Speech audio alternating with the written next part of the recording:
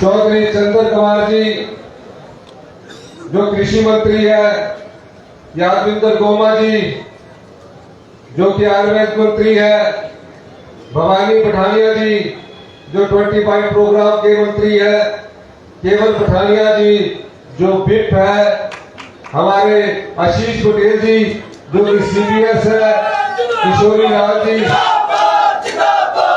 जो कि सीपीएस है, महेंद्र राजन जी, मेरे साथी मेरे भाई संजय रतन जी, नीरज नैयर जी जो चंबा से हैं, पूर्व में कांग्रेस कमेटी की अध्यक्षा श्रीमती विप्लव ठाकुर जी, एआईसीसी की सेक्रेटरी पूर्व में श्रीमती आशा कुमारी जी, हमारे चौधरी राम कुमार जी, अजय महाजन जी जो पूर्व में जिलाध्यक्ष थे, विशाल जंग्याल जी चेयरमैन, इस जिला के हमारे सबसे बड़े अध्यक्ष करण पठानिया जी मंच पर, मैं एक नाम भूल गया, हमारे भाई कैबिनेट मिनिस्टर का दर्जा प्राप्त श्री रघुवीर सिंह पाली जी, हमारे छोटे वाले हमारे सभी लोग सम्मानित जानू जी का नाम तो सबको पता ही है, पर इन्होंने चिट्ठी नहीं लिख के दी। मेरे सामने जो आ रहे थे उन्हीं का मैं सबका नाम लेता, ये पीठ के पीछे बैठा रहता है, लेकिन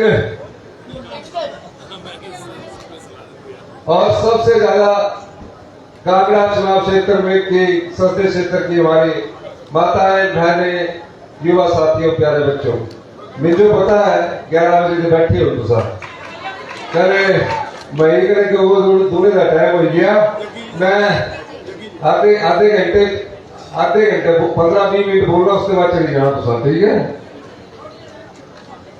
कोई थोड़ा ही बोल गया। मैं जिस धर्मशाला विधानसभा क्षेत्र में ये चुनाव होने जा रहा है, उस धर्मशाला विधानसभा क्षेत्र का जो 14 महीने चुनकर विधायक गया, कांग्रेस पार्टी के हाथ का निशान था, अपना व्यक्तित्व कुछ नहीं था, वो राजनीतिक मंडी में बिका है। उसके बारे में तो मैं जब धर्मशाला विधानसभा क्षेत्र में चर्चा करूंगा तब बात करूंगा, लेकिन मैं आज उस प्रत्याशी की चर्चा करना चाहता हूं जिसने अपने राजनीतिक जीवन के 30 साल कांग्रेस पार्टी में दिए, कभी कांग्रेस पार्टी को धोखा नहीं दिया। मेरी तरह एक आम परिवार से उठकर लोगों की सेवा की, मेयर बना, काउंसलर बना, मैं भी पहले काउंसलर बना था, उस प्रत्याशी को हमने धर्मशाला विधानसभा क्षेत्र से कांग्रेस का प्रत्याशी बनाया है, वो श्री धर्मेंद्र सिंह जग्गी जी। और कांगड़ा संसदीय क्षेत्र का जब हम नाम लेते हैं तो आनंद शर्मा जी किसी परिचय के मोहताज नहीं है। आनंद शर्मा जी हमारे राष्ट्रीय नेताओं में उनकी गिनती होती है। आनंद शर्मा जी के मन में हिमाचल हमेशा से बसा रहा। मैं जब भी इनके पास जाता था, कांगड़ा के विधायक जाते थे, कांगड़ा के नेता जाते थे, जो कुछ मांगते थे, संसद के रूप में भी राज्यसभा की जो संसद राशि है, जब ये राजस्थान से चुनकर के कांगड़ा के लोगों को भी दी, हमीरपुर के लोगों को भी दी और शिमला के लोगों को भी दी। कोई सोच सकता था कि 2009 में आनंद शर्मा जी के कारण 2 बड़े संस्थान हिमाचल प्रदेश को मिले। डॉक्टर मनमोहन सिंह जी की सरकार में जो तूती उस समय आनंद शर्मा जी की बोलती थी, किसी और की नहीं बोलती थी। हमने कल्पना भी नहीं की थी कि हमको आईआईटी मंडी मिलेगा, हमने कल्पना भी नहीं की थी। जिस कांगड़ा सेंट्रल यूनिवर्सिटी की जो लोग आज बात करते हैं, वो किसी और की देन नहीं है, वो श्री आनंद शर्मा जी की देन है और डॉक्टर मनमोहन सिंह जी की देन है। कांगड़ा का फैशन टेक्नोलॉजी इंस्टीट्यूशंस, जब मैं इनसे मिला, इन्होंने कहा कहना चाहता हूं, कांगड़ा में देवी देवता है, शक्ति पीठ है, क्या क्या करना चाहिए। सीमा पे पंजाब के लगते हुए कंदौली क्षेत्र है, उसके लिए इन्होंने कहा कि जब मैं पूरे देश को बांट रहा हूं तो मेरे दिल में प्रदेश के लिए भी कुछ धन है, वो भी मुझे देना है। कंदौली बसा नहीं था, 150 करोड़ रुपया उन्होंने कांगड़ा के कंदौली क्षेत्र के लिए दिया। फैशन टेक्नोलॉजी का इंस्टीट्यूशन नहीं था, फैशन टेक्नोलॉजी का इंस्टीट्यूशन इन्होंने कांगड़ा के लिए दिया। चाय बनती, चाय बागान थे, एक अफसर बैठता था, कलकत्ता की तरह रीजनल क्षेत्रीय कार्यालय कांगड़ा को दिया। ये कोई चुनाव अपनी मर्जी से लड़ने नहीं है। जब पार्टी ने कहा कि इस समय लोकतंत्र को बचाने की जरूरत है, पूरे देश में राष्ट्रीय नेताओं की लिस्ट बनी। मैं शुक्ला जी का धन्यवाद करना चाहूंगा इस मंच के माध्यम से कि आनंद शर्मा जी को भी चुनाव लड़ने के लिए पार्टी बोल रही है। शुक्ला जी ने आनंद शर्मा जी से बात की, आनंद जी ने कहा कि मैं वैसे ही पार्टी की सेवा करूंगा। कहते नहीं, आपको कांग्रेस पार्टी के लिए चुनाव लड़ना होगा, कांग्रेस जन के लिए चुनाव लड़ना होगा। और शुक्ला जी ने जब इन्हें मनाया, आज वो कांग्रेस पार्टी के प्रत्याशी के रूप में आपके सामने वो राष्ट्रीय नेता खड़े हैं। ये चुनाव का पहला पड़ाव है, दूसरे पड़ाव की शुरुआत हो चुकी है। 15 महीने में हमारी सरकार ने आम लोगों के लिए काम किया है, गरीब लोगों के लिए काम किया है, महिलाओं के सम्मान के लिए काम किया है, युवाओं के रोजगार के लिए काम किया है।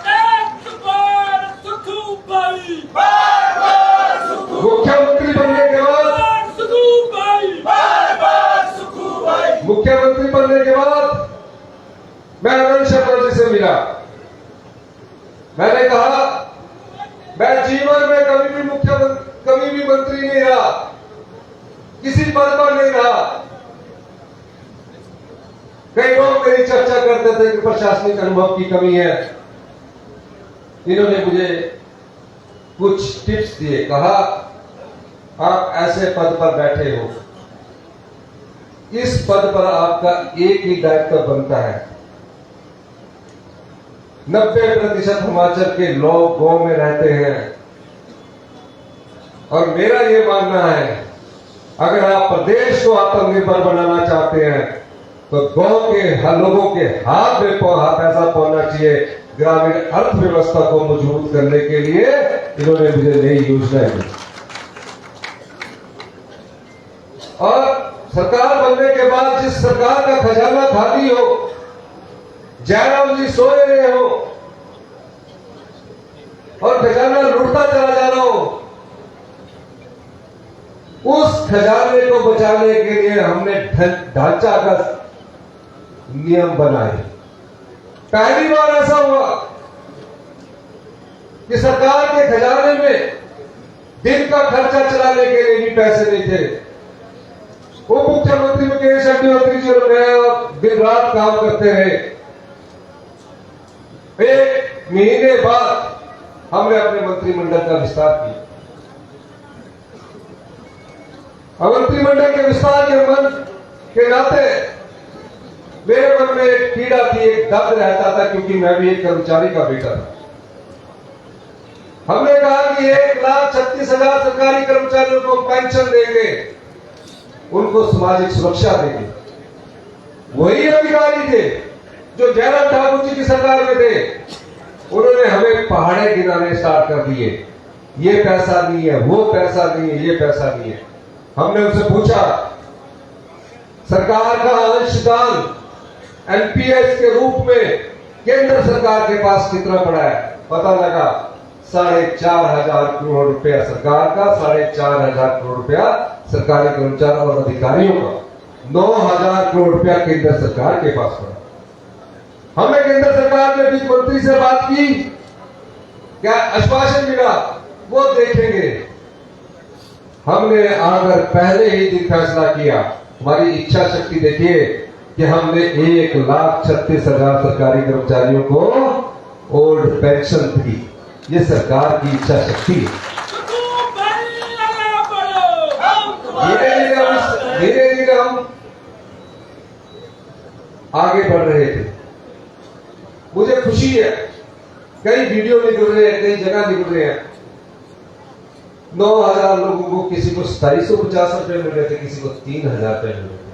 मुकेश जी ने ठीक कहा, एक बुजुर्ग जिसे वृद्ध आश्रम में जाना पड़ा, जब उसकी पेंशन 50,000 रुपए होगी, उसके बेटे उसे घर ले आए, उससे उस परिवार को भी सामाजिक सुरक्षा मिली। कई बहनें, कई माताएं बोलती थी कि आज हमारा बुढ़ापा सुरक्षित हुआ। उसके बाद मैं 15 महीने का हिसाब इस जनता की अदालत में इसलिए रखने जा रहा हूं। इसका जो परिणाम होगा वो कांग्रेस पार्टी का भविष्य भी तय करेगा कि हमने 15 महीने में जनता की अदालत में जो काम किए हैं, क्या उन लोगों ने हमारे काम को सराहा है कि नहीं सराहा। और मैं दावे के साथ कह सकता हूं, हम चारों लोकसभा सीट में कांटे की टक्कर में हैं, दूसरे पड़ाव में प्रवेश कर रहे हैं। आने वाले समय में हम ऐसे चीजें आपके सामने लेकर आएंगे जिससे प्रदेश के खजाने को बहुत बड़ा नुकसान इन नेताओं, भारतीय जनता पार्टी के नेताओं द्वारा पहुंचा है। इतिहास की सबसे बड़ी आपदा आई, हर जगह त्राही त्राही बची हुई थी। बारिश ऐसी तेज कि तबाही का आलम सब जगह था। कई पक्के घर बह गए, कई कच्चे घर बह गए, कई पशुशालाएं भागी, कई पानी की पीने की योजनाएं बह गई। और इतिहास में बारिश के कारण 551 लोगों की मौतें इस 3 महीने की आपदा में हुई। 14 अगस्त की रात को तो मैं 15 अगस्त कुल्लू मनाने जा रहा था। एक ही दिन में 14 अगस्त 2023 को एक ही दिन में सारे प्रदेश में मौतों का आंकड़ा 51 के करीब पास कर गया। ऐसा पहले कभी नहीं। 22,000 आपदा प्रभावित परिवार सड़कों पर आगे बेघर हो गए। बच्चे, बूढ़े, माताएं, बहनें टेंट पर रहने पर मजबूर हो गई। हमारी सरकार ने हिम्मत नहीं हारी।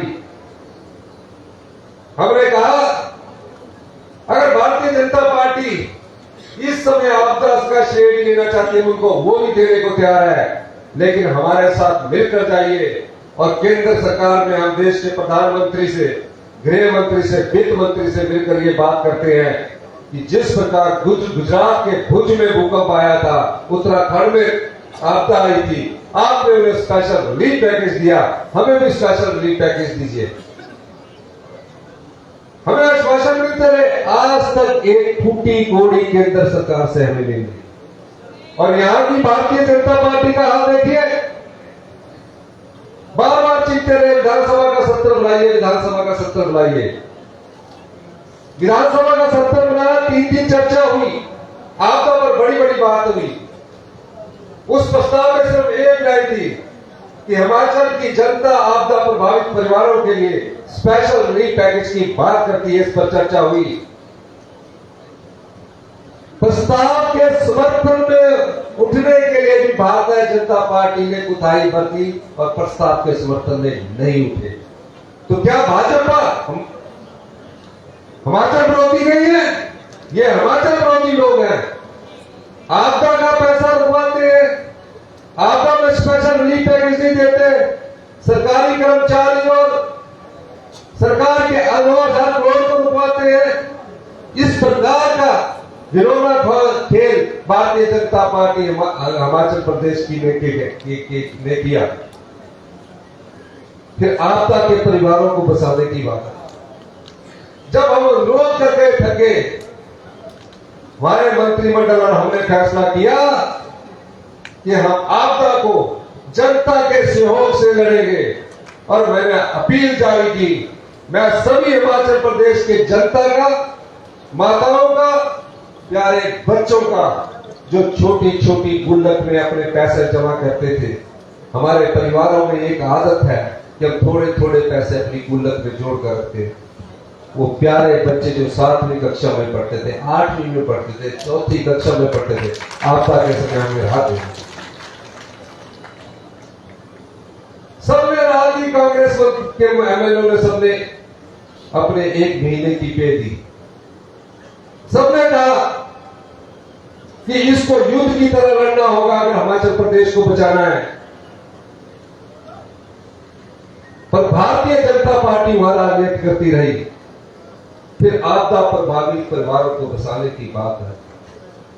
अक्टूबर शुरू हो गया, टेंट में बच्चे ठंड से कब सफाई कर रहे थे। हमने हिंदुस्तान का पहला ऐसा नियम बनाया कि गांव में रहने वाला कोई भी व्यक्ति आपदा प्रभावित परिवार होगा उसको 5,000 रुपया महीना किराया देंगे, शहर में रहने वाले को 10,000 रुपया महीना किराया देंगे। खाना पीना गैस की 31 मार्च 2024 तक दी। इतने से काम नहीं होने वाला। हमारे परिवार के लोग हैं हिंदू। हिमाचल प्रदेश में 19 लाख परिवार रहते हैं, जिसमें 22,000 परिवार सड़कों में आ जाए। रोज आपदा वाले क्षेत्र का मैं दौरा करता था। रात के 1-1 बजे तक अधिकारियों की बैठक कर लेता था। बात सिर्फ ये होती थी कि हम इन्हें 1.5 लाख रुपए से ज्यादा नहीं दे सकेंगे। मैंने रिलीफ मैनुअल को पढ़ा, मैंने उसके नियमों को बदल दिया और आपदा प्रभावित परिवारों को 1.5 लाख की जगह 7 लाख रुपए दिया। बिजली का कनेक्शन मुफ्त में दिया, पानी का कनेक्शन मुफ्त में दिया। ये पीड़ा मैं जानता हूं, एक आम परिवार से निकलकर राजनीति की इस सीढ़ी पर पहुंचा हूं। ये पीड़ा मैं जानता हूं कि किस प्रकार एक एक ईंट जोड़कर हमारे गांव के लोग अपने सर पर ईंट ढोकर अपना पक्का मकान बनाते हैं। पाई पाई जोड़कर पक्का मकान बनाते हैं। भारतीय जनता पार्टी राजनीति करती है। उसके बाद राजस्व में अदालत लगाई, राजस्व कानून में बदलाव कर दिया गया। 1 लाख के करीब इंतजार हुए। पहले आप पटवारी के पीछे घूमते थे, आजकल पटवारी आपके पीछे घूम रहा है। 7.5 लाख तकसीमों को हमें अपनी जमा कराया गया। 7.5 लाख को। ये तो तकसीम क्या होती थी? दादे के समय शुरू होती थी और पोते के समय चली होती थी। हम आम जनता से जुड़े लोगों का काम कर रहे थे। धीरे धीरे हमारा दूसरा बजट बनना तैयार हुआ। मैंने अधिकारियों की बैठक बुलाई। मैंने पूछा उनसे कि 1 साल में भ्रष्टाचार के चोर दरवाजे बंद करके हमने कितना राजस्व कमाया। पता लगा 1 साल में 31 मार्च 2024 तक हमने 2200 करोड़ रुपए का राजस्व कमाया, जो 40 साल के इतिहास में सबसे अधिक राजस्व हमारे द्वारा कमाया गया। उस राजस्व को कमाने के बाद अधिकारियों ने कहा कि जो हमारे और योजना उसमें धन लगाते हैं। मैंने कहा नहीं, ये आम जनता के बीच में बटेगा और आम जनता के बांटने के लिए हमने बजट में योजनाओं को लाना शुरू कर दिया। कोई चुनाव थोड़ी था, चुनाव तो हमारा 27 में होना है। हम 2026 में ओपीएस लागू कर सकते थे, 5 साल के लिए चुनकर आए थे। लेकिन नहीं, जो जनता का पैसा है वो हर साल जनता के बीच बांटना है। यही हमारा ध्येय था। बजट बनना शुरू हुआ। पहला बजट बना, हमने पुण्य के काम से शुरू किया।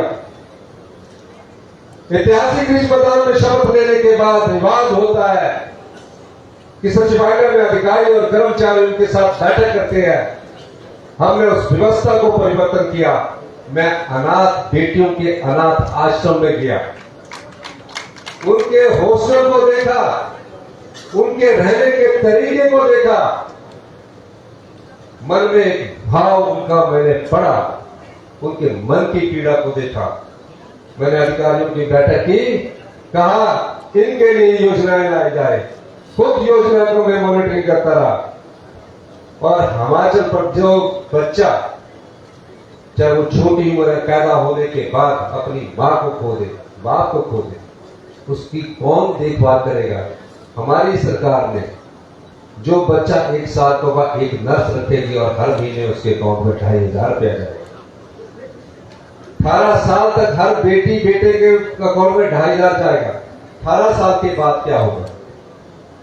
हमने कहा 18 से 27 साल तक कोई भी बेटी बेटा जो अपनी माता को खो चुका है, अपने पिता को खो चुका है, जिस तरह हम अपने परिवार में हमारे अपने बच्चे होते हैं, उस दृष्टि से हमने उस योजना को बनाना शुरू किया कि उसकी पूरी फीस का खर्चा हिमाचल प्रदेश सरकार देगी, चाहे मेडिकल कॉलेज की फीस 1 लाख 2 लाख क्यों ना हो। उसके हॉस्टल का 60-70 हजार रुपए महीने का खर्चा हम देंगे। मैंने कहा कि हम ये 2 देके एहसान नहीं जता रहे। जब हम अपने बच्चों को पॉकेट मनी दे सकते हैं तो उनको भी पॉकेट मनी देनी चाहिए। तो हमने उसे 4,000 रुपया महीना पॉकेट मनी दी। घूमने के लिए भाई साल में एक बार 15 दिन का इंतजाम किया। हिमाचल प्रदेश हिंदुस्तान का पहला राज्य बना जहां अनाथ बच्चों को सरकार ही माता, सरकार ही पिता, चिल्ड्रन ऑफ द स्टेट का दर्जा दिया। एकमात्र राज्य बना।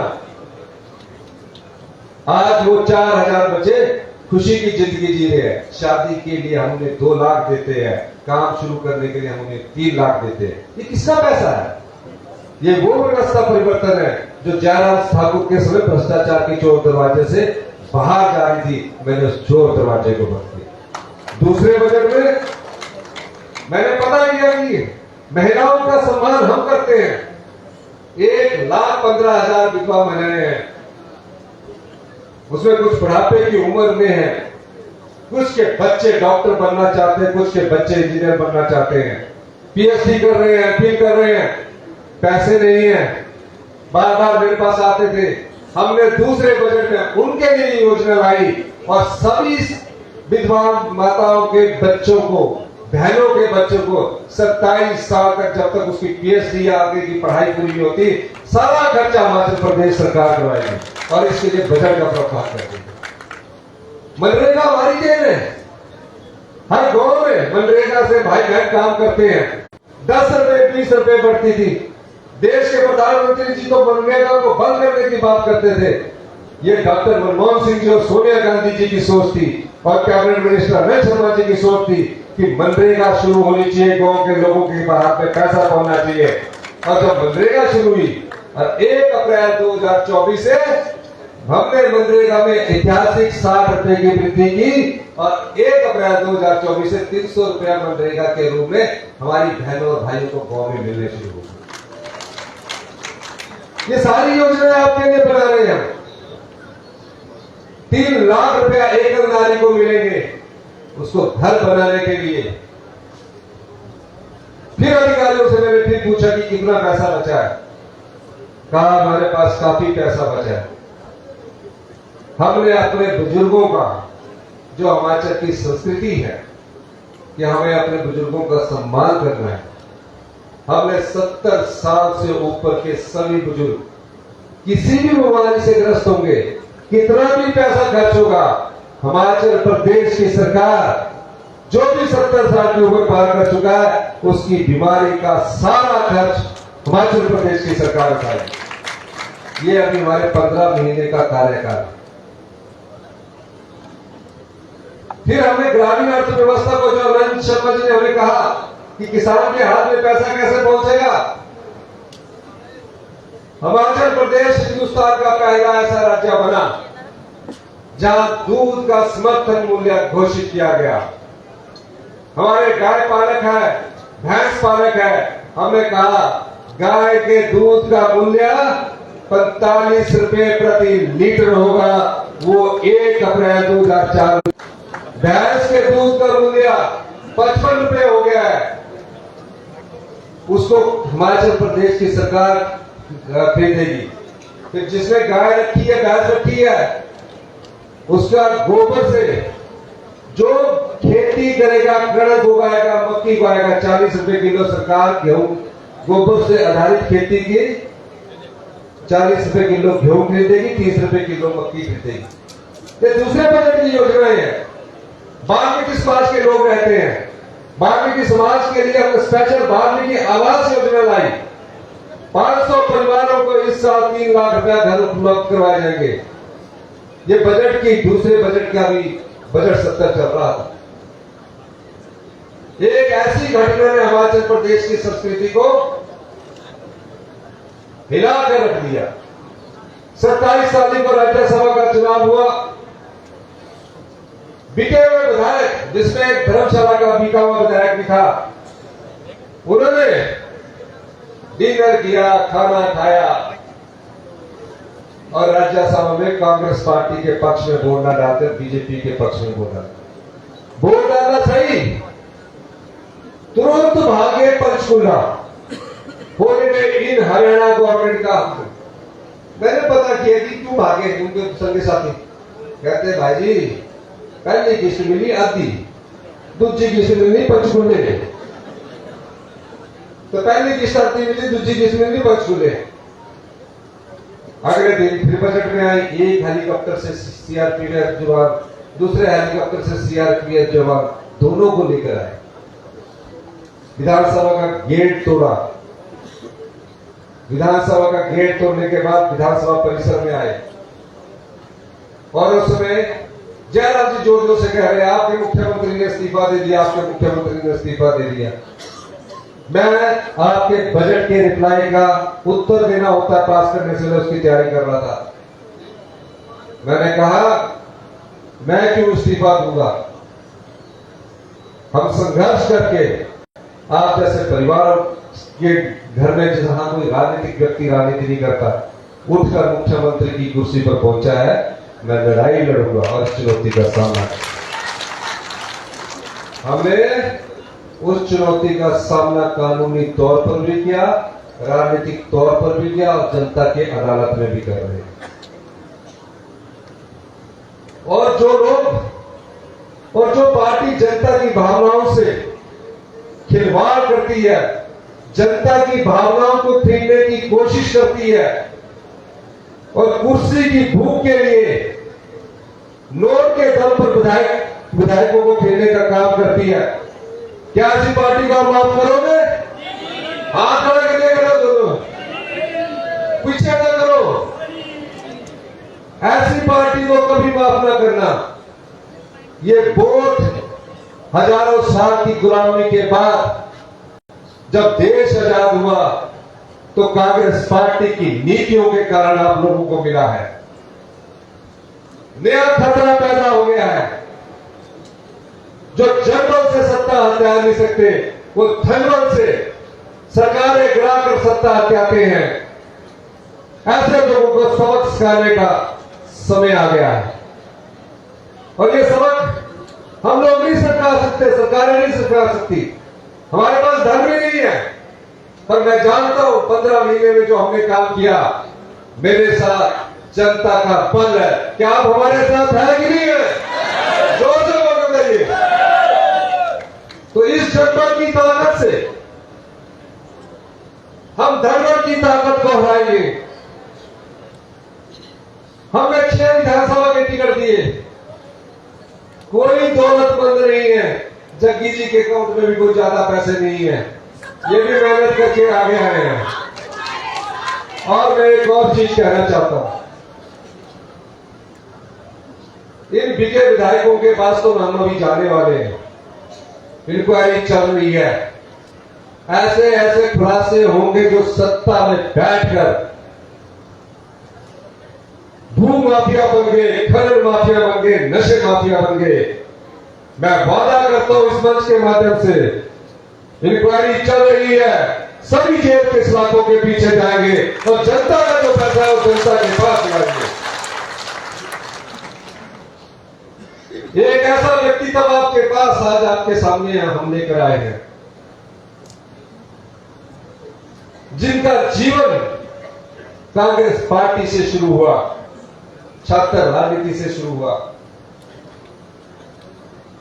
राष्ट्रीय स्तर पर अपनी योग्यता के दम पर श्री अनंत शर्मा जी के, इनके साथ काम करने वाले ममता बनर्जी, वो इनके जनरल सेक्रेटरी थी, इनकी वेस्ट बंगाल की प्रदेशाध्यक्ष थी। इनके नेतृत्व में उन्होंने काम किया, वो आज वेस्ट बंगाल की मुख्यमंत्री। मैं इनका छोटा भाई जो इन्होंने इनके साथ काम किया, राजनीति की सीढ़ियां चढ़ी, मुख्यमंत्री के रूप में आया है। मैं एक बड़े भाई के रूप में, हमारे बड़े भाई हैं, आपसे अनुरोध करना चाहता हूं, संसद ऐसा चुनकर भेजिए जिसकी आवाज जब संसद में गूंजे तो राष्ट्रीय और अंतर्राष्ट्रीय स्तर के सब लोग उन्हें सुने। संसद ऐसा चुनकर भेजिए जो गरीब की पीड़ा को जानता हो, जिसके मन में हिमाचल के लिए दर्द हो और दिमाग में हिमाचल के विकास की सोच हो। वो अगर कोई सांसद यहां है तो श्री आनंद शर्मा जी है। 3.5 साल हमारी सरकार के हैं, अभी तो योजनाओं की हर एक आदमी तक, समाज के अंतिम व्यक्ति तक पहुंचने की हमारी कोशिश है। घटना घटी, अधिकारियों से पता लगा कि अभी 800 करोड़ रुपया और बचा हुआ है। कहा कि इसको हम डिपॉजिट कर देते हैं, कोई कर देते। मैंने बोला नहीं। लाहौल स्पीति में हमने 1 मई 2023 से अपनी प्यारी महिला पेंशन योजना को शुरू कर चुके थे। 3 मार्च 2024 को हमने नोटिफिकेशन कर दिया। 18 साल से ऊपर की जो भी हमारी बेटी होगी, जब तक उसके शरीर में अंतिम सांस रहेगी, हमारी सरकार उसको हर महीने 1500 रुपया देगी। और साल का कितना देगी? साल का 18,000 रुपया। महिलाओं को जोर से ताली बजा लीजिए ना, महिलाएं तो आराम से लगी। साल का कितना देगी? 18,000 रुपया। कब तक? जब तक उसके शरीर में अंतिम सांस है। ये तो अभी महिलाओं को मिला है। और भ्रष्टाचार के चोर दरवाजों को बंद करने दीजिए, हमारी ताकत आप बनिए और खुलेगी। मैं और मुकेश अग्निहोत्री जी और पूरे मंत्रिमंडल के सदस्य इस प्रदेश के विकास में आप सब लोगों का योगदान चाहते हैं। हमने बार बार कहा है, हम सत्ता में सत्ता सुख के लिए नहीं आए हैं, व्यवस्था परिवर्तन के लिए आए हैं। और ये व्यवस्था परिवर्तन की नींव रखी जा चुकी है। 2027 तक हम हिमाचल प्रदेश को आत्मनिर्भर बनाएंगे। 2032 तक माननीय श्री आनंद शर्मा जी के मार्गदर्शन में हिमाचल प्रदेश को हिंदुस्तान का सबसे समृद्धशाली और अमीर राज्य बनाएंगे। ये सोच है, हम करने वाले हैं। इसलिए चुनाव नहीं देखते, इसलिए जो कुछ दिया वो हमने दिया। इसलिए मैं अंत में आपसे एक बार और प्रार्थना करते हुए कि आज आप सुबह 11 बजे से बैठे हैं,